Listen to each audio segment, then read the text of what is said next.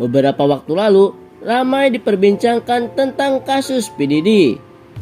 Setelah kasusnya mencuat ke publik, muncul konspirasi yang menyeret beberapa musisi ternama, salah satunya Taylor Swift. Konspirasi itu juga menyeret Kanye West yang diduga menyelamatkan Taylor Swift melalui insiden di MTV VMA 2009 silam. Dalam teori ini, Kanye West dikatakan ingin melindungi Taylor dari P. Diddy dan tokoh-tokoh besar lainnya di Hollywood yang terlibat dalam kasus P. Diddy tersebut.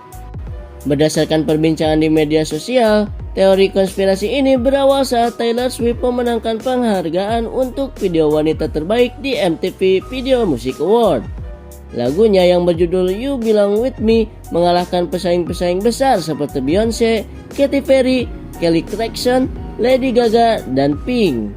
So, inilah cerita selengkapnya. Gimana menurut kalian? Komen.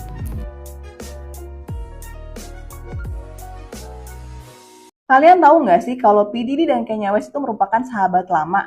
Tapi persahabatan itu mulai terlihat retak di tahun 2009 saat Kanye West itu mempermalukan Taylor Swift di MTV VMA tahun 2009 pada kala itu. Mana Taylor Swift itu menang video klip untuk You Belong To Me, padahal ada nominasi lain yaitu Beyonce. Ada yang bilang bahwa Kanye West itu sengaja mempermalukan Taylor Swift agar tidak mengalami hal buruk karena telah mengalahkan Beyonce. Beyonce itu merupakan orang yang cemburuan dan tidak mau kalah. Jadi kalau dia kalah pada suatu award dari orang lain itu karirnya bisa dibuat hancur oleh Beyonce dengan seketika. Selain itu, teori konspirasinya adalah si Kanye West itu ingin membuat Taylor Swift itu jauh dari lingkungan toksiknya P. Diddy. Hal ini dipercaya karena ada kasus yang sama, yaitu dari Aaliyah. Aaliyah itu pada waktu itu lebih populer daripada Beyonce, tapi dia itu ternyata tidak ingin bergabung dengan kelompoknya P. Diddy, sehingga dia dibuat meninggal dunia secara sengaja. Awal ketidakakuran mereka kan terlihat di tahun 2009, tapi makin menjadi di tahun 2016, tepatnya di bulan Januari, Kanye West itu mengeluarkan lagu yang berjudul No More Parties in LA. Kita simak liriknya berikut ini. Aku akan bacakan arti dalam bahasa Indonesianya ya. Hidupku terancam oleh sahabatku yang egois. Apa yang harus kulakukan? Berkeliling dengan mobil anti peluru dan kaca film. Setiap agen yang kukenal tahu aku benci agen. Aku terlalu hitam, aku terlalu vokal, aku terlalu mencolok. Itu dia arti dari penggalan lirik lagu tersebut. Yang dimaksud dengan agen itu bukan kayak agen Aqua ya, tapi agen adalah orang yang bekerja sama dengan Federal Amerika Serikat. Selain itu, No More Parties in LA itu yang dimaksud adalah rumah P. Diddy di Los Angeles, Amerika Serikat. Yang dimana pada bulan September 2024 kemarin itu ditemukan banyak banget bukti dari serta perdagangan. Terus dari kalian banyak banget yang nanya, kalau si Kanye West vokal itu kenapa dia nggak di sama P. Diddy and the Gang? Mari kita perkenalkan yang dinamakan dengan Dr. Dre. Dr. Dre itu merupakan orang yang berpengaruh di dunia musik, lebih tepatnya di dunia musik rap. Beliau merupakan seorang produser serta CEO dari Aftermath Entertainment, yang dimana menaungi Eminem, 50 Cent, Ice Cube, Kendrick Lamar, Snoop Dogg, dan lain-lain. Kalian nggak sama yang aku sebutin tadi orang-orangnya? Itu merupakan orang-orang yang sangat vokal melawan P. Diddy. Selain itu, Kanye West itu sangat dekat dengan Dr. Dre. Berkali-kali mereka itu melakukan kolaborasi. Nah, karena si Dr. Dre itu sangat disegani di dunia musik, jadi P. Diddy itu sangat amat tidak berani untuk menyentuh Dr. Dre, apalagi anak-anaknya serta orang yang dekat dengan Dr. Dre. Jadi gimana? Terjawab kan kenapa Kanye West itu sampai sekarang masih hidup? Ya karena ada backingannya yaitu Dr. Dre. Lanjut, lagu No More Parties in LA itu kan keluar di bulan Januari tahun 2016. Nah, di bulan Juni tahun 2016, Kanye West itu mengeluarkan lagu yang berjudul Famous. Kalian yang ngelihat video klipnya waktu itu pas lagi heboh, kalian pasti lihat kan banyak banget artis-artis yang satu kasur. Nah, kalian familiar nggak dengan kasurnya? Itu merupakan penggambaran kasur 15 meter yang dimiliki oleh P. Diddy, yang seperti aku bahas di part 1 video aku. Terus di dalamnya kan ada Donald Trump, ada Kim Kardashian, terus ada si Taylor Swift juga kan. Nah, itu dibilang bahwa penggambaran kalau waktu tahun 2009 Taylor Swift nggak diselamatin oleh Kanye West akan berakhir seperti mereka-mereka itu di kasur tersebut, gitu loh. Hubungan Kanye West dan P. Diddy itu makin panas tahun 2022 ketika Kanye West itu ngerilis isi chat antara dia dan P. Diddy di Instagram postnya. Jadi ternyata P. Diddy itu nggak suka kalau Kanye West ngerilis baju yang berjudul Jadi dari isi chatnya adalah bahwa P. Diddy itu ngajak Kanye ketemu, tapi Kanye nggak mau karena takut dijebak P. Diddy. Karena P. Diddy merupakan agen dari kata Kanye. Terus Kanye bilang bahwa ayo dong sini apa-apain aku dong please, do illegal to me katanya gitu. Dimana Kanye itu menantang P. Diddy, sini lo kalau berani samperin gue gitu. Kanye West kan ngerilis chatannya itu di bulan Oktober tahun 2022.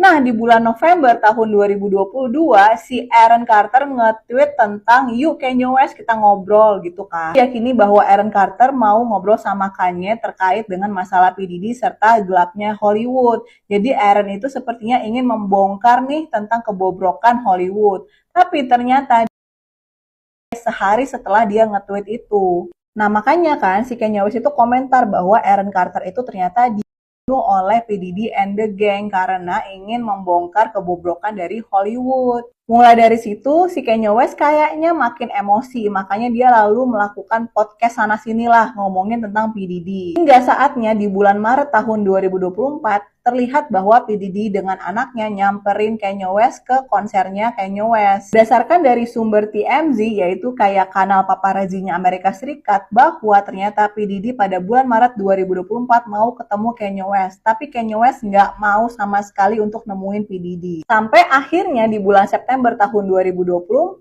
akhirnya P. Diddy ditangkap dan kemungkinan bahwa dia akan dipenjara seumur hidup. Gitu ceritanya guys. Gimana gila kan Hollywood? Jadi uang setara dengan pengorbanan kayaknya ya di Hollywood. Next, cerita apa lagi nih yang mau kalian denger dari aku? Komen di bawah ya. Bahasanya bukan nyelamatin Taylor sih, tapi nggak sengaja nyelamatin Taylor. Kalau ini mungkin masih agak masuk akal, masih kayak agak bisa dicerna dengan reality yang ada dan yang udah kejadian kemarin setelah Kanye buat drama itu. Karena sekali lagi kalau Kanye punya niatan nyelamatin Taylor agar Beyonce tetap jadi spotlight number one dan biar Taylor nggak dilirik sama P. Diddy, menurut gue itu it's not the right theory ya. Karena setelah itu beneran nama Taylor tuh kayak jadi omongan di mana-mana karena drama itu. Bahkan kalau yang dulu belum tahu ya, jadi Beyonce tuh tetap tarik Taylor biar Taylor tuh tetap dapat spotlightnya dia sendiri, dan bahkan dari situ nama Taylor ya makin naik karena dia jadi kayak temenan dan sepanggung sama Beyonce yang ketika itu Beyonce bisa kita bilang namanya udah besar banget, sedangkan waktu itu Taylor masih baru merintis banget. Alasan aku kenapa ini bisa sedikit lebih masuk akal, nggak sengaja, karena setelah kejadian drama itu, orang-orang benar-benar benci sama Taylor.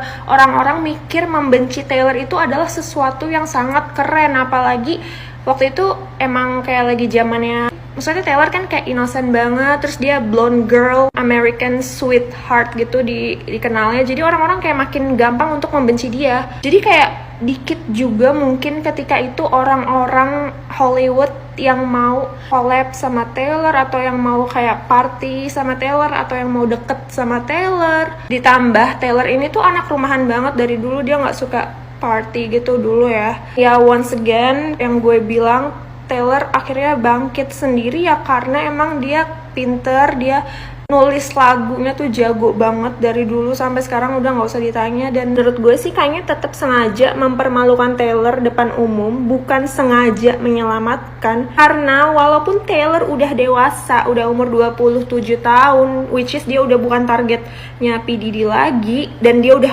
beneran kayak sukses banget bisa dibilang ketika itu, ya kayaknya tetap nyari masalah sama Taylor. Dia tetap mengusik kehidupan Taylor, mengusik karirnya Taylor, sampai Taylor harus hilang setahun dan akhirnya boom, ada Reputation album.